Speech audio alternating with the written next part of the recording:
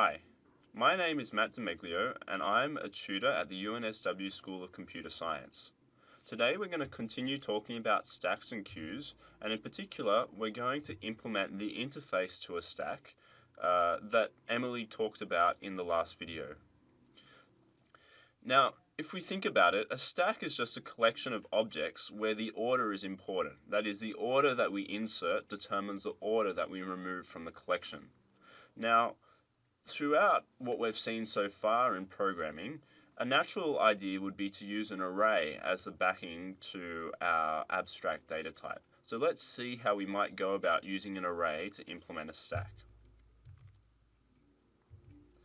So here I have a simple implementation of the data structure underlying our stack. So in this case, a stack keeps track of the size of the stack and has an array of characters, because we're going to have a stack of characters. So it has an array of a particular fixed size that we're going to use to store the data corresponding to the elements in the stack. So let's see how this might match up with the idea of the behavior of a stack. So when we create this stack, okay, the size of the stack is going to be 0 because there are no elements on the stack. And we don't really care about what's in the items array at the moment, because the size being 0 indicates that the values inside that array at this point in time don't matter. Now, as an ADT, stack create returns a pointer to this data structure that we've just created on the heap using malloc. So the caller or the user of our abstract data type just receives the memory address of that data structure, so that we can pass that data structure into the other interface functions in order to do things with them. So when we call push, in this case we're pushing the character A onto the stack, you notice two things just happened. We incremented the size, and we also stored the character A into the 0th element of the items array. And if we do the same thing again, we store the character B into the 1st element of the items array, and then we increment the size. So notice that essentially what we're doing is we're using the old size to index into the items array to decide where to put the new character, and then we increment the size to reflect the fact that there's now a new item in our stack.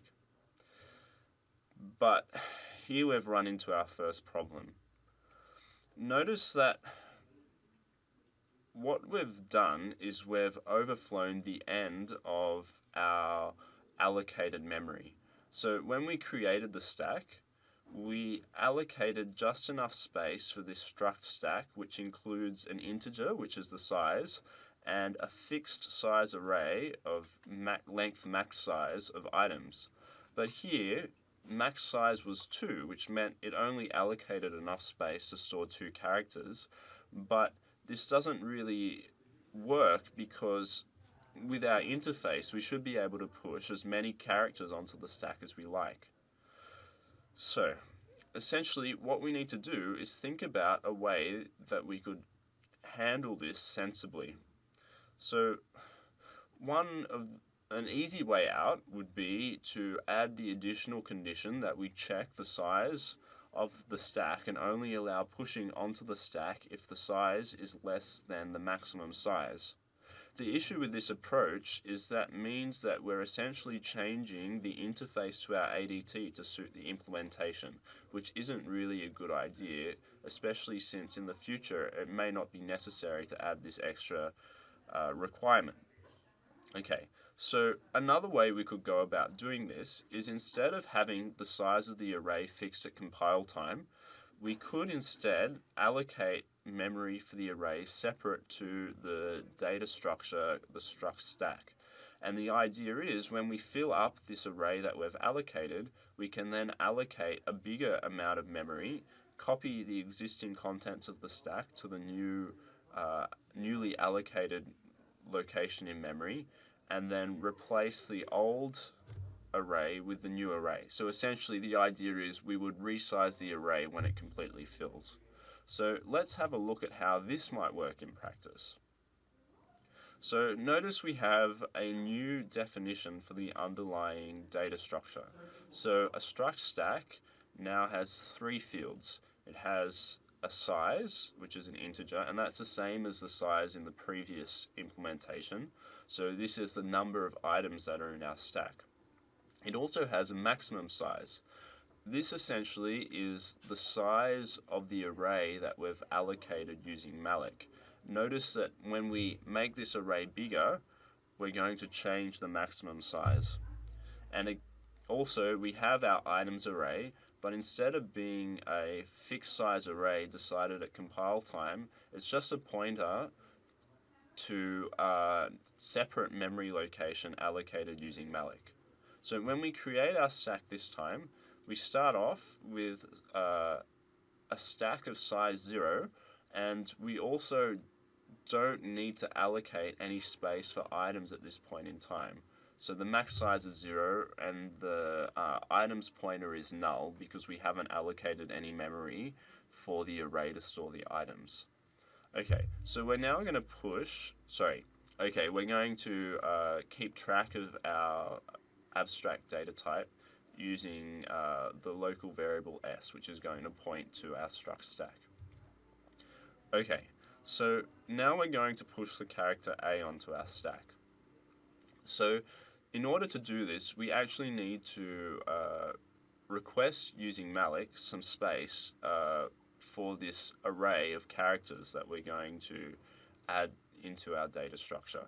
So that's what I've just done there, and we're using the size increment to decide how much space we're going to request. So we've requested 2 times the size of a character, which is just 2 bytes. Okay, so now we're going to essentially store a pointer to that newly requested region of memory inside our main data structure, and essentially we can index into this region of memory the same way we would index into an array. And now we do what we expect. We put our character A into the array and we increment the size from 0 to 1 because we now have 1 element in our stack. Okay, so it's really easy now to push the character B onto the stack. We just add it into the appropriate element of the array. Again, that was essentially using the old value of size as the index into the array. And then we increment the size to reflect the fact there are now 2 items in the stack. Okay, here's where things get a little tricky. So now we want to push the character C onto the stack, but we've already filled up the array that we've already allocated. So what we need to do is we need to request more memory using malloc, copy across the data, and then swap out the old region of memory for the new region of memory. So it looks something like this. So we first allocate this time, so we're going to increment the max size by size increment. So before we requested 2 bytes, this time we're going to request 4 bytes because our size increment is 2. We're now going to copy across the data in the old array that we'd previously allocated. We're now going to swap across to using the new array, and at this point we increase the max size by 2 to reflect the fact we now have more memory available in our array to store items. We're going to free the old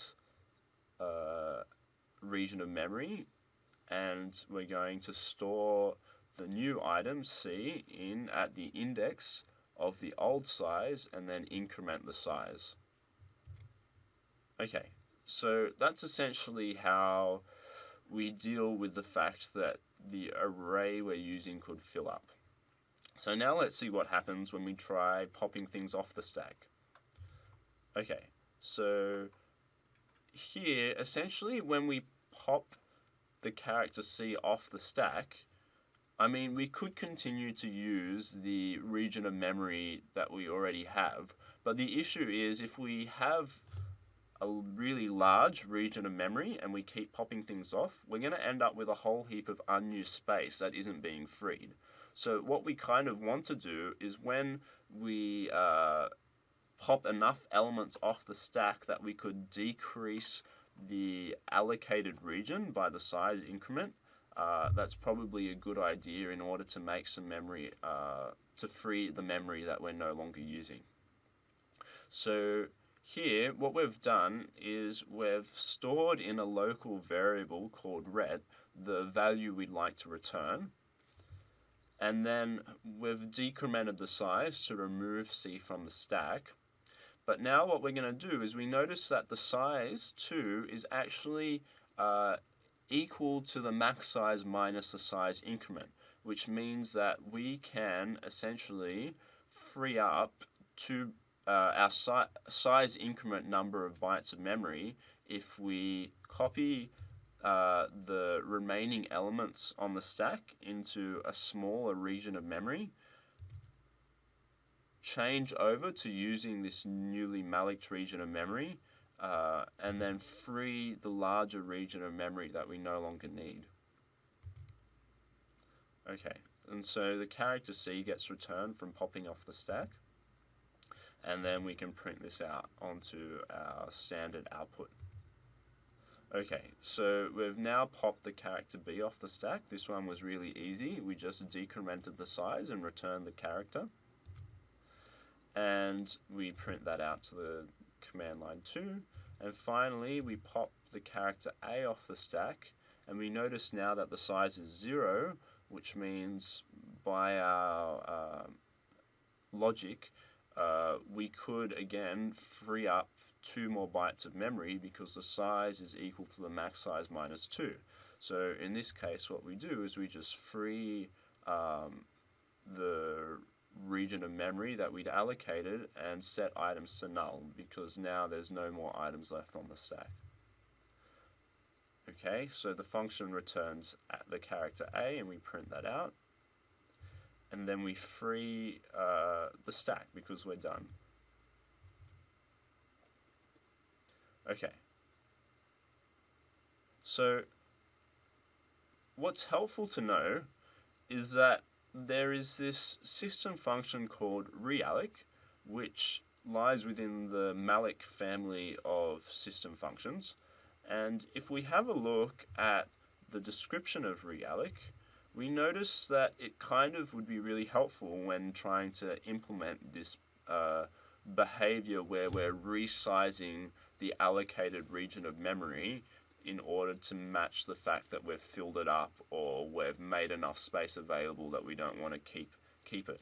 So notice that it says that realloc tries to change the size of the allocation pointed to by pointer to the new size and then returns pointer.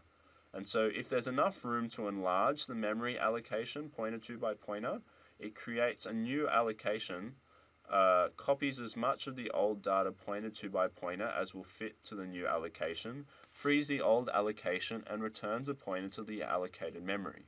So this is essentially what I was doing in the demonstration that I just showed you.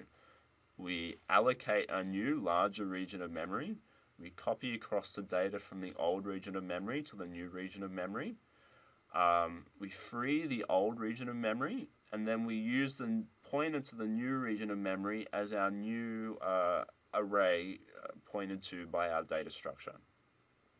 Okay, so let's see how we would implement these functions in code.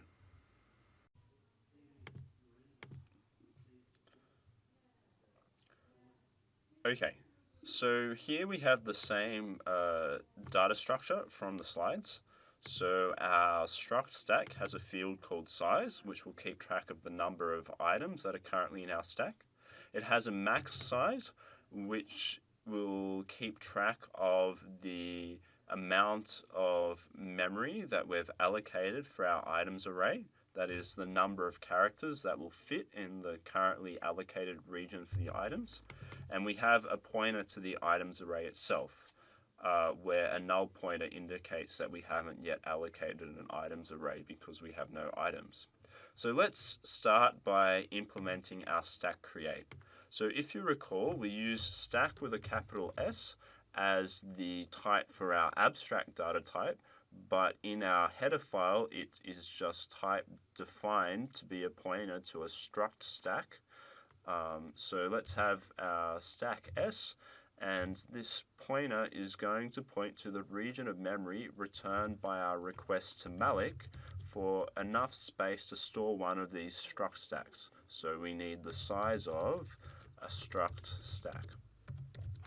Okay, so let's initialize our stack S to the state where we have an empty stack. So the size of an empty stack is 0. The maximum size at this point is going to be 0 because we're not going to allocate an array until we have some items to put into it. That's just a choice that I've made here. So the max size is going to be 0 and the items array is going to be null because we haven't allocated one yet.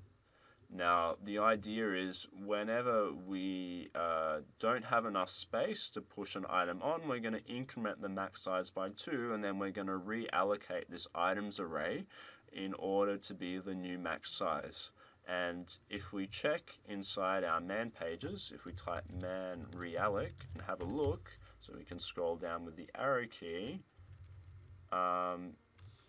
we have a look if the size is equal to 0 and here, if the pointer is null, then the call is equivalent to malloc of size for all values of size. So this is going to behave as we expect. If we pass in null to realloc, it's just going to be as if we called malloc.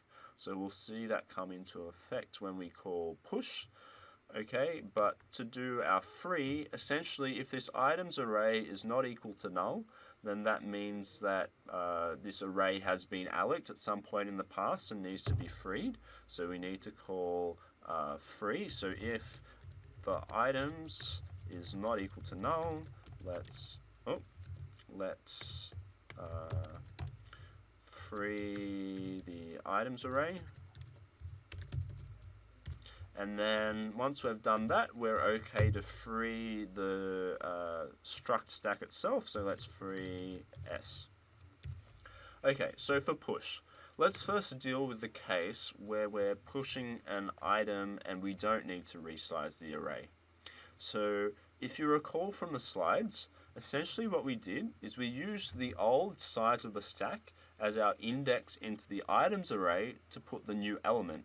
And then once we put the new element in, we increment the size of our stack to reflect. So we first use the old size of the stack to index into the items array. Let's get size, and we set that equal to our character C. And then we increment the size of the stack. Okay, but as you would hopefully realize, if the old size is actually equal to the maximum size, then in this line here, we're overflowing the end of our array, because recall indices of an array go from 0 up to the size of the array minus 1. So in that case, what we need to do is we need to do our realloc trick to make the array size big enough in order to be able to put the new item in. So the way this works is we're going to check if the size of the array is actually equal to the maximum size of the array. Then what we're going to do is we're going to first increment the maximum size by the size increment, and then we're going to use realloc to reallocate our items array to be big enough to store the new item. Essentially we're reallocating it so that it is bigger by the number of items equal to size increment. So to do that, we call realloc, and realloc needs to take the pointer to the old region of memory that it's reallocating, which is the old value of the item's pointer, and it also takes in the size we'd like to reallocate it to, which in this case is now the new value of max size. Now, just if we were not sure about what the specific arguments to realloc were or what the order was, again, we could go back to our manual page and we can have a look at the top here, and we'd notice that realloc, its type signature, has a void star pointer as its first argument. So this is going to be the pointer to the region of memory, the old region of memory that we passed to realloc, and then as its second argument it takes the new size that we'd like to reallocate to, and its return value is obviously a pointer to the new region of memory. So we've done it correct here. So that's push, so it's no longer to do. Now let's do the same thing with pop.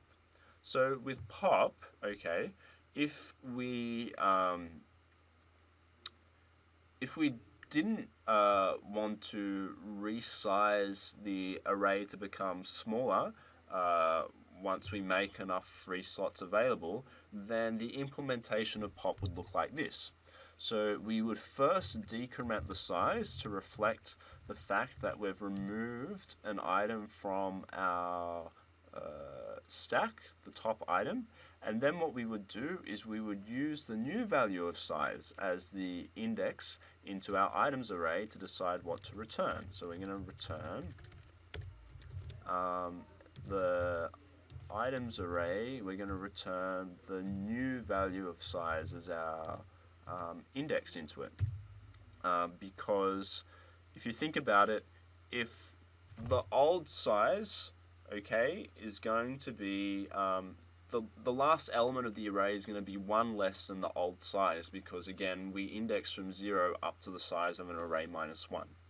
Okay, so that handles the basic case, but suppose by removing this element we realize that now the number of items in our array is actually size increment less than the maximum size of our array. And what we'd like to do is we'd like to free up that extra space in order to ensure that enough memory is available for users of our ADT later on in the program. It's always a good idea to free up memory that we're not using. So what we would do is we would need some kind of check. So if sGetSize is equal to sGetMaxSize minus the size increment, then we have enough empty slots in our array that we could try and reallocate it. So we're first going to update the size to be size increment less than it was before, and now we need to do the reallocation. Now for this pop implementation, there are essentially two cases we'd like to consider. The first case is if the new size is 0, okay, then instead of calling realloc, we're just going to free the region of memory that we have allocated. So if the new size is 0,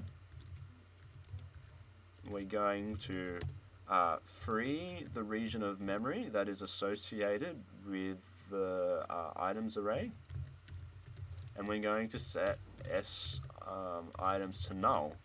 Now this is because the behavior of realloc when you pass in size 0 is kind of implementation defined, and so it's better to just handle this case separately. Else, what we're going to do is we're just going to call realloc like we did before. sGetItems equals realloc the old value sGetItems sGetMaxSize. And to be sure that this actually does have the behavior we're looking for, let's have a quick read. So here it says, the contents of the region of memory will be unchanged in the range from the start of the region up to the minimum of the old and new sizes. So essentially, if we set the new size to be smaller than the old size, then it's only going to copy the contents of the old array up to the point of the new size. So it's not going to overflow the new array trying to copy all of the old array. And we do know that in fact it will copy those first elements. So this does have the behavior that we're looking for. Now, if I finish here, there is a slight bug, and the bug is to do with where I'm returning. I'm using here sGetSize indexing into items, but the thing is, if I've decreased the size of the array by the size increment, then this element here possibly no longer exists, because we've removed it by doing this change in size. So what we actually need to do is we need to cache this value before we do the reallocation, in order to ensure that we essentially don't do an overflow of our array and cause issues. So here we're going to cache it in a character. So char c equals sGetItems, sGetSize. And now we can do our resizing if necessary, and then we can return the cache value of our character C. Okay, so to finish off with, we have some easy ones. Get size, we can simply return the size of the array. Sorry, the number of elements in our stack, not the size of the array. And peek, well, the behavior of peek is just to return the top element of the stack without popping it. So again, we're just going to return sGetItems, sGetSize -1. Okay, so let's save all of this and compile it. Let's compile our code. Okay, so we have an error on line 32. Control reaches end of non-void function, of course, because I forgot to return the new stack that I created. So let's return S, and let's compile again. Okay, success. Let's run the test. Segmentation fault. Okay, let's have a look at what's going on and see where the error might lie.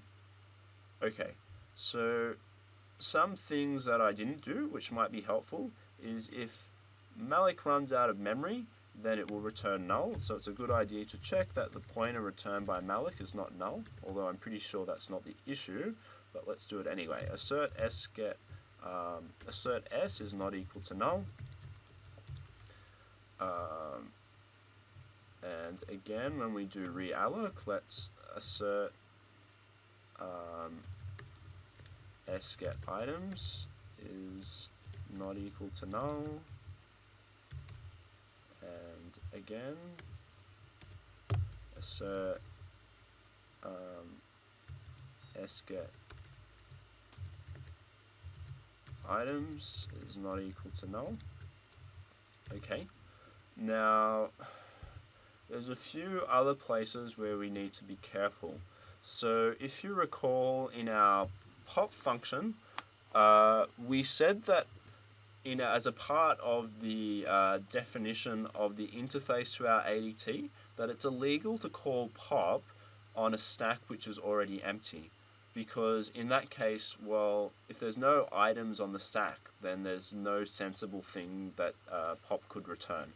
So here, it is alright to assert that the size of the stack, sGetSize, is greater than 0. And the same is true of peek, so let's put that into peek. And so by doing so, well, here it's really obvious that if the size is greater than 0, then that means the size -1 is going to be greater than or equal to 0, so that's going to be a valid index, so it's not going to happen there. Let's just have a look through. Let's see, where did the segmentation fault occur? That would be helpful. Well, let's save and recompile and see what happens now. Here we go. Assertion failed in function pop, line 56. Okay, yes. So there is a subtle bug here. So this essentially here, it's saying that we're trying to pop from a stack which is empty, which to me indicates that we haven't been updating the size field of the struct correctly. And if we have a look at the places where we're changing the size, we would eventually find, or I found just then, that I'm updating the size here when I shouldn't be. I should be actually updating the max size by the size increment. Because remember, the size we're using to indicate how many items are in our stack, whereas the max size is the size of the array. Now let's just check that I do the same thing. Yeah, I do it correctly up for push, I just did it wrong for pop. So let's save that, compile it again, and let's run it, and we pass all the tests, which is really good. So to recap this array-based implementation of a stack, I'd like to talk about two potential issues that we might be able to fix by using a different implementation of the ADT. But first, I'd like to point out that this size increment of 2 I just use for the demonstration purposes, but it's kind of silly in practice because what it involves is this reallocation of the array essentially every second time you call push or pop, which is rather inefficient. But even if we used a more sensible value, say 1,000, we still run into an issue with this resizing because, well, realloc, when it resizes the array, either finds enough free space contiguous with the previously allocated region and just extends its bookkeeping so that it keeps track of the newly requested amount of memory that you're using. But if it wasn't able to do that, it then has to find a new region of memory, which is as big as what you've requested, and then copy all of the elements of the old array across to this new region of memory. Now, the thing is that this operation involves a number of steps that is proportional to the size of that array, which essentially is proportional to the number of elements in our stack. So if we have a really large stack, then inserting an item into this stack is going to involve, well, every now and then anyway, is going to involve this resize operation, which has a number of steps, which is quite large because there are a lot of items in that stack that need to be copied. So if we can come up with a different way of doing things such that inserting always involves a constant number of operations, then that would be really good performance-wise. Now, the second thing about this size increment idea that is not so good is that, well, let's think about what happens if we only ever put, say, at most 10 items into our stack. Well, the thing is, this size increment is 1,000, which means that as soon as we put one item into our stack, we have an array of size 1,000. But we're only ever going to use the first 10 slots of that array. So the rest of that array, the 990 empty slots, is just memory that we've allocated but aren't using, which is not so good, especially if, for example, the user of this ADT creates multiple stacks in their program. They're going to run out of memory more quickly than they would if the size of the stack was proportional to the number of items that are inside it. And so ideally what we want to do is avoid this wasted space internal to our data structure. So essentially the way we're going to accomplish this is with a linked list implementation. So let's see how this works in practice. So here we have our new definition of a stack. So in our new definition of a stack, again, we have a field which stores the size of the stack, that is the number of elements in the stack. And we have a new field which is a pointer to a struct node, which we've called top. So it's going to contain a pointer to the top node containing the item which represents the top of the stack. And each node itself contains a pointer to a next node, that is the item that comes beneath it in the stack, and also contains a field containing the character, which is the item being stored in that node. And as you would recall with linked lists, we indicate the end of our list by having a null pointer. So now would probably be a good time to go and watch the video about linked lists to do a little bit of revision if what I just talked about didn't quite make sense. And once you've done that, you can come back and we can continue. Alright, So let's see how this linked list implementation can be used to represent a stack, and let's see how we improve on the array implementation of our stack. So we're going to create a stack. So in our initial stack, the size is 0 because there are no items, and we use the null value inside the top field to represent the fact that there are no nodes within the linked list. So the list is empty.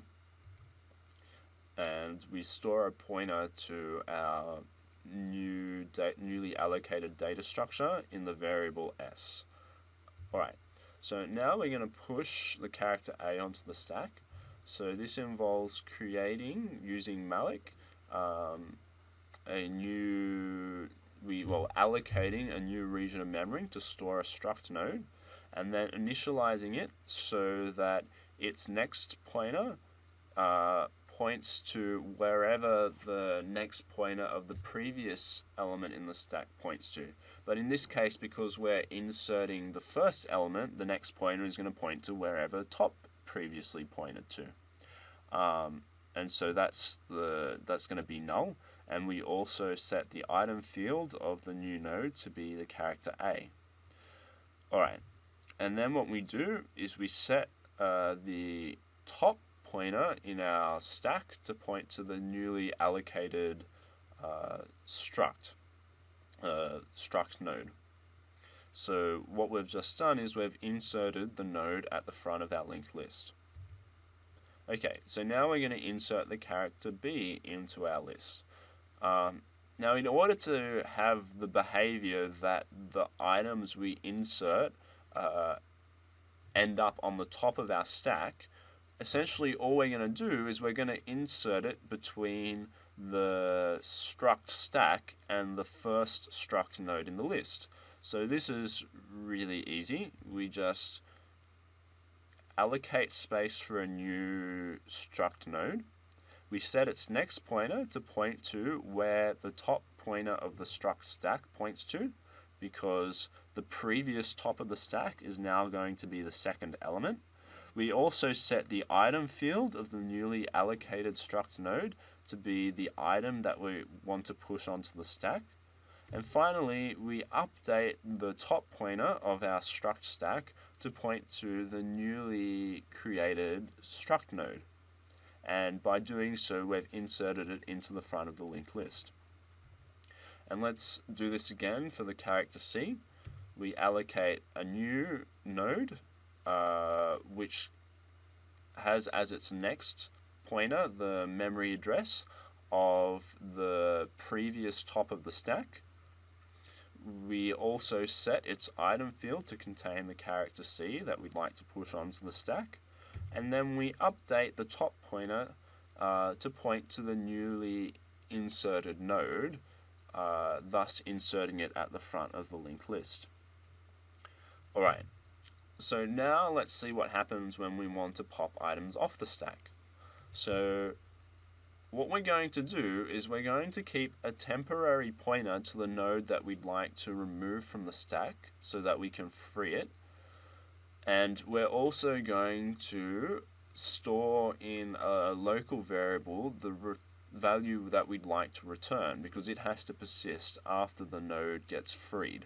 And so we're going to copy the value C out of the first node in the stack into this return value variable. Okay, now we've done that, we can update the top pointer to point to the item which comes after the first item in the stack, because this is going to be the new top after the current top is removed. Now notice here we have a problem if the stack doesn't contain any items, because if the stack doesn't contain any items, then the top pointer is actually going to contain the value null, and in that case, when we access null, we're going to get a segmentation fault. But this is okay, because as we defined in our interface to the ADT, it's illegal for the user of our ADT to call pop on an empty stack. Alright, so we've updated the new top to point to the second element from the top, and so now it's okay for us to free the old top and then return the value C, finishing off the execution of the pop function. And so now we just print the return value out to the command line, or out to standard output. Alright, so let's do this again.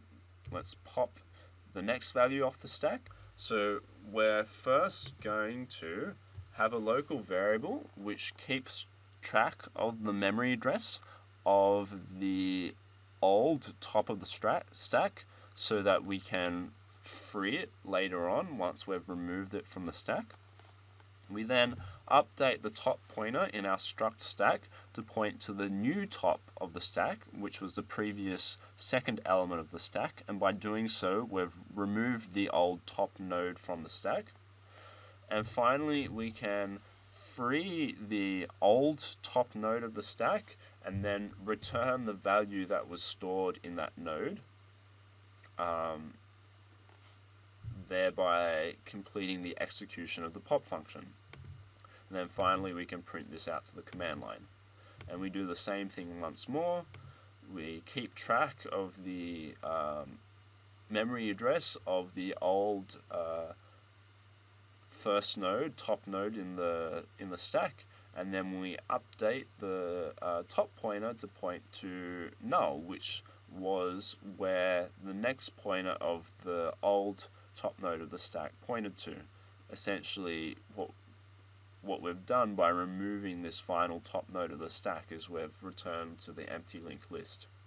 And then finally we can free the old top node of the stack and return the character that was stored inside it, the character A, and print it out to the command line. And finally we can free our stack. Okay, so that's how the linked list implementation of our stack behaves. Let's go and implement this in code.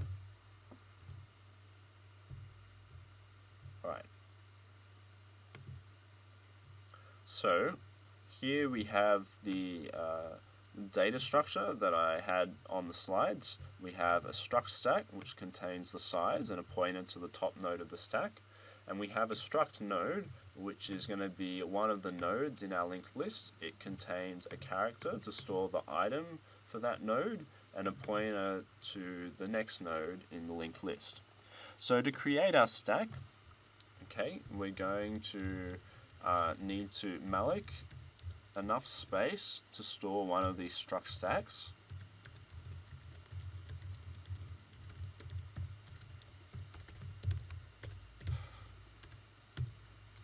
And then it's not a bad idea to check that the memory address returned by malloc is not null, because if it were, that would mean we've run out of memory.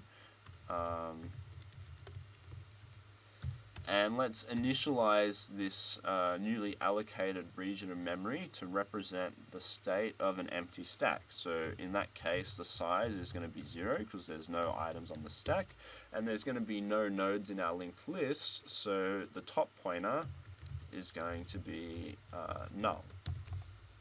Okay, to free our stack, okay, you might think it's sufficient to just do this, just free S, but by doing so you might be causing a memory leak. So take a moment to think about why that could be. So essentially we're calling malloc every time we insert a node into our linked list, which means that we need to call free on every node that is in the linked list before we can free the head of the list itself. So what this looks like, essentially, we can recycle some of the other functions we're going to write, and we're going to say whilst the list isn't empty, so whilst sGetTop is not equal to null, we're going to call pop. So we're going to pop S, and that's just going to remove the top node. So we're going to keep removing the top element of our stack until the stack is empty, at which point there are no nodes left to free, and so we can free S itself. Okay, push, as I said, is quite easy. So we're going to have to allocate some space for a new node. So struct node star n, we're going to malloc enough space for a struct node, size of struct node. And we're going to initialize n to contain the character c, so n get item is equal to c. And because we're inserting n at the front of the linked list, the next pointer of n is going to be the previous top of the list. So n get next is going to be s get top. Finally, we need to insert it into the list, so s get top is going to be n. Okay, so to pop, again, because of the way we make the requirement that we cannot call pop unless the list is empty, it doesn't hurt to make this assertion that the list is not empty at this point, because if it is, that would be a bug in the calling function, and it's better to pick up bugs sooner rather than later. So let's assert that the list sGet top is not equal to null. Okay, we're also going to need to now have a local variable which is going to point to the old top, so we can remove it from the list and then free it. So we're going to have a struct node n, which is going to point to the old top of the list.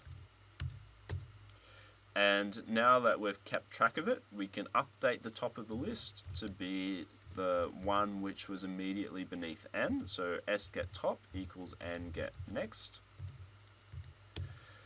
And now we need another local variable to store the character that we'd like to return so that we can free the node before we do the return. So char c is going to be nGetItem.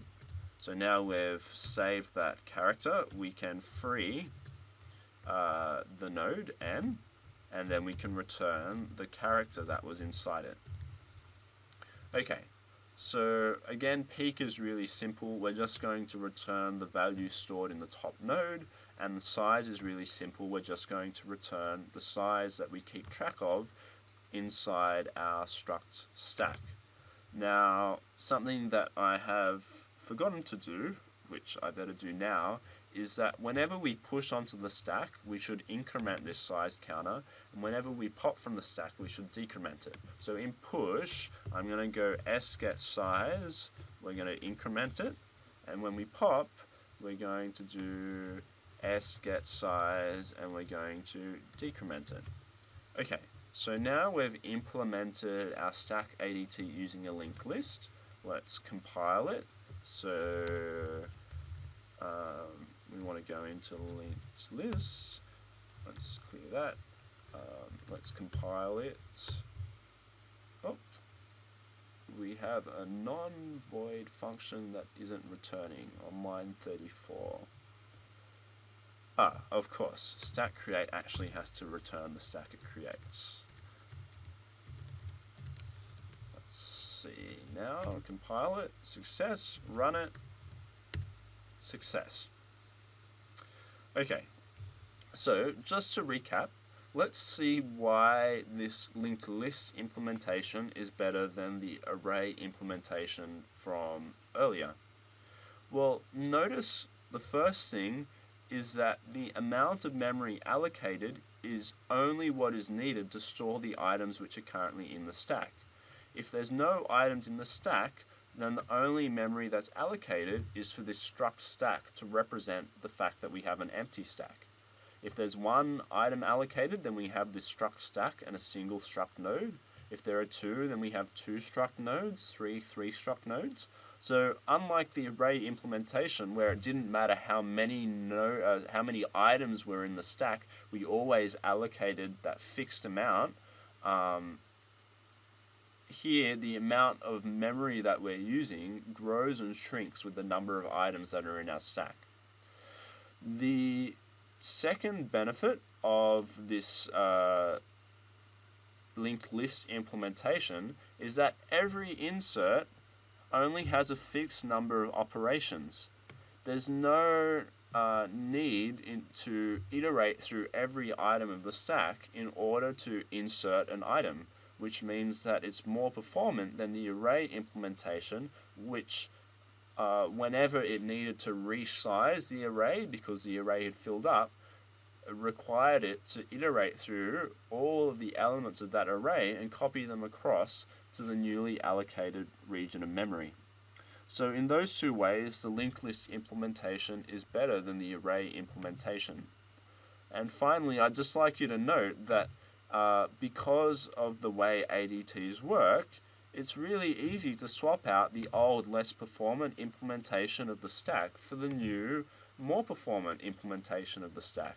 Notice that over here, I use the same test cases, this file teststack.c, with both implementations of stack.c, and they worked just as well. I passed the tests in both of them. So yeah, that's essentially how we implement a stack using either an array in which we change the size of the array, or a linked list in which we always insert and remove from the top of the list.